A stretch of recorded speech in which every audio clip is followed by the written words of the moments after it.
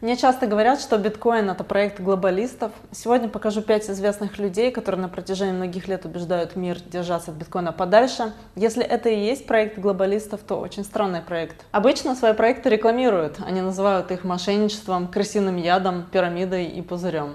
Получается какой-то заговор, который сам себя саботирует. Убеждать людей не покупать то, что якобы сам и продвигаешь. Первый. Эндрю Бейли, текущий глава Банка Англии. Журнал Fortune, глава Банка Англии Эндрю Бейли заявил, что покупая биткоины и любую другую цифровую валюту, следует быть готовым потерять все свои деньги. Интересно получается, если биткоин действительно подсадная утка, то зачем одному из самых влиятельных центральных банкиров мира публично отговаривать людей его покупать? Вербовка через антирекламу выглядит достаточно экзотично. За последние 50 лет британский фунт потерял более 90% своей стоимости. По официальному калькулятору Банка Англии товар, стоивший 1 фунт в 1970-м, сегодня стоит 14 фунтов, то есть его покупательная способность упала на 93%.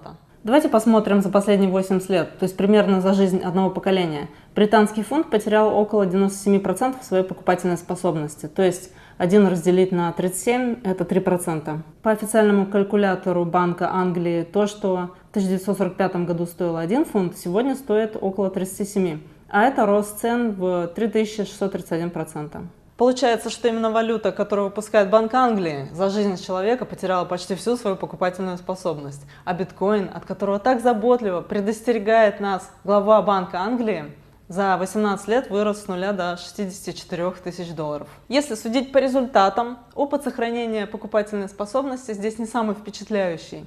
Лекция о потере денег пришла не из того кабинета. Кто кого должен предупреждать-то? Следующая в нашем списке Кристин Лагард, президент Европейского центрального банка. Она у нас ярая противница биткоина. Если раньше она регулярно критиковала именно биткоин, то теперь в своих выступлениях говорит о криптоассетс. Возможно, спорить с биткоином по мере роста его капитализации стало менее комфортно. На ее странице в ЕЦБ сейчас висит такой стейтмент. Рыночная капитализация необеспеченных криптоактивов, тех, которые не обеспечены ФИЗ и финансовыми активами, выросла с менее чем 200 миллиардов евро в начале 2020 года до примерно 2,7 триллионов евро в этом году. Этот впечатляющий рост сопровождался спекуляциями инвесторов и крайней волатильностью цен. Эти характеристики делают такие активы непригодными в качестве надежного средства обмена и подвергают инвесторов значительным рискам. Тут же она продвигает евро. В этом контексте ускорение прогресса на пути к цифровому евро является стратегическим приоритетом. То есть решение проблемы криптовалют, по мнению ЕЦБ, это криптовалюты ЕЦБ. Конечно, цифровой евро это не крипта, но вы понимаете, о чем я. Не доверяйте децентрализованным цифровым деньгам, дождитесь централизованных цифровых денег. Волатильность сама по себе не говорит, хороший актив или плохой, она просто говорит, насколько сильно меняется цена. Волатильность биткоина – это не секрет и не недостаток, который кто-то скрывает. И низкая волатильность евро не возникает сама по себе. Это не естественное свойство валюты, а результат непрерывного вмешательства. У биткоина такого механизма нет, поэтому его цена отражает рынок напрямую, без амортизаторов. Иногда это выглядит жестко, зато честно. Лагард объясняет необходимость регулирования заботой о защите инвесторов. Что-то я не помню, чтобы где-то в 2009 году, когда я торговала золотом с огромным кредитным плечом, меня пытался кто-то отговорить. Я спокойно открыла счет и спокойно потеряла 10 тысяч евро. И почему-то никто не рассказывал, что государство обязано спасти меня от самой себя.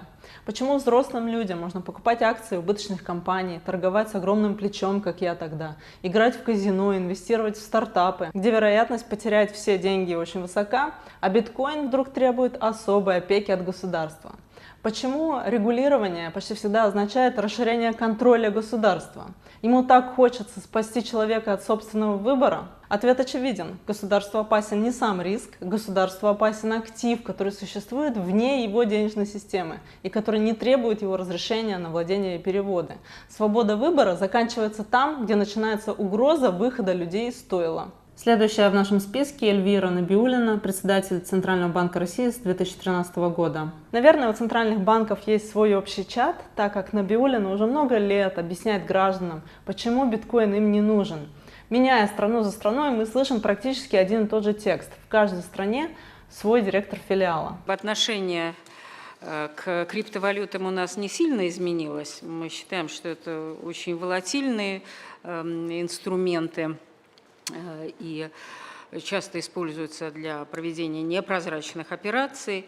Но считаем, что пришло время действительно двигаться, делать еще шаг в выстраивании регуляторной среды для того, чтобы дать возможность особо квалифицированным инвесторам осуществлять инвестиции в криптовалюты на российском рынке.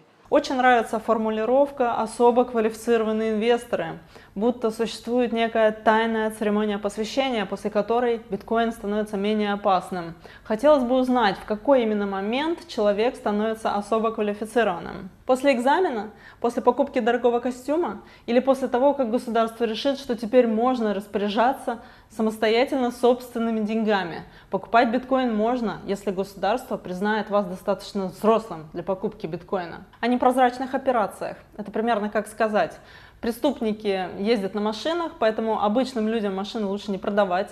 Продавать машины только особо квалифицированным водителям, остальным, извините, автобус. Мы при этом остаемся при старой позиции, что нельзя допускать криптовалюту в качестве платежного средства, поэтому одновременно предлагаем ввести запрет на расчеты в криптовалюте между резидентами вне экспериментального правового режима. Не только ввести запрет, но и установить ответственность за нарушение этого запрета. Конечно же, любой хороший запрет должен сопровождаться ответственностью, иначе это уже не запрет, а просто рекомендация. А рекомендация оставляет свободу выбора. Ни о какой свободе выбора для рабов речи не идет. Четвертый в моем списке Рави Менон, многолетний глава денежно-кредитного управления Сингапура. Денежно-кредитное управление Сингапура одновременно выполняет функции ЦБ и главного финансового регулятора страны. Он считается одним из самых влиятельных финансовых чиновников Азии. Экстремальная волатильность криптовалют исключает их как жизнеспособную форму денег или инвестиционного актива. Почему я вообще должна объяснять шишкам экономики, людям, десятилетиями руководившими денежными системами крупнейших экономик мира, что волатильность не является критерием, который автоматически делает актив плохой инвестицией? Иначе фондовый рынок пришлось бы закрыть уже лет 100 назад. Мне немножко неловко, я экономист из Новосибирского нархоза, должна объяснять главам ЦБ разницу между риском и доходностью. Волатильность означает риск, а не отсутствие ценности. Рави что, ожидал, что совершенно новый мировой актив с первого дня показал бы стабильность швейцарского франка? Это примерно как критиковать стартап за то, что он не Microsoft на второй день после регистрации. Хотя нет, со стартапом я неудачно сравнила, стартап просто выпускает еще один продукт.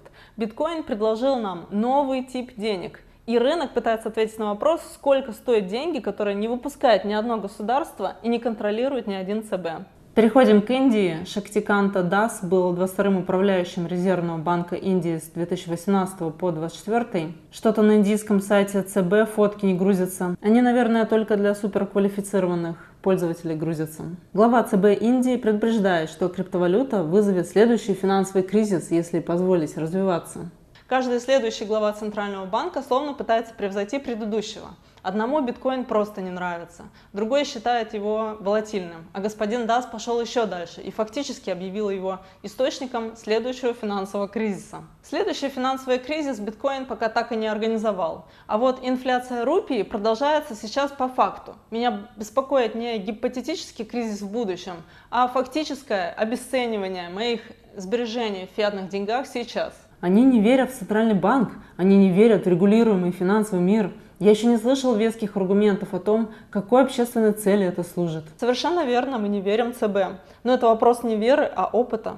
Общественная цель биткоина очень проста. Дать людям возможность сохранить результаты своего труда в активе, правила которого заранее известны и не могут быть изменены политическим решением. Вечно меня просят во все просто поверить. Мне как раз не хочется ни во что верить. Мне нужны факты. Я что, слишком многого прошу?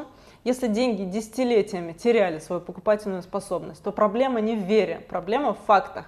Следующая в нашем списке Джанет Йеллен, бывший председатель Федеральной резервной системы США, а позднее министр финансов США. Одна из самых влиятельных людей в мировой финансовой системе. Я не поклонница биткоина. Он не является ни очень эффективной формой денег, ни стабильным средством сохранения стоимости. Она не поклонница. Экономика все-таки должна опираться не на симпатии и антипатии. Финансовые системы оцениваются не потому, нравятся они чиновникам или нет, а потому, работают ли они. Все-таки хотелось бы услышать что-то более объективное.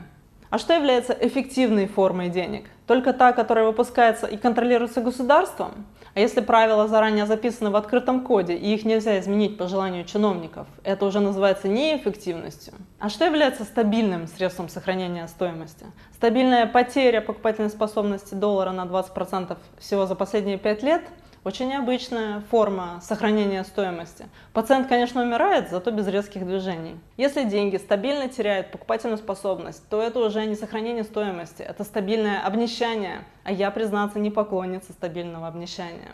А альтернативу этому почему-то считают угрозой. После всех этих выступлений у меня остался только один вопрос. Если биткоин – это проект глобалистов, то почему именно представители крупнейших международных финансовых институтов мира предлагают всем не покупать биткоин? Получается какой-то заговор против собственного заговора. За все эти годы главы центральных банков разных стран мира говорили разными словами, но смысл был всегда один и тот же. Не покупайте, не храните, не доверяйте. Мы знаем лучше. Главный вопрос вообще не в биткоине. Главный вопрос, кто должен решать, где человеку хранить результаты своего труда? Центральный банк? Минфин? Кто хозяин ваших денег? Набиуллина или все-таки вы сами?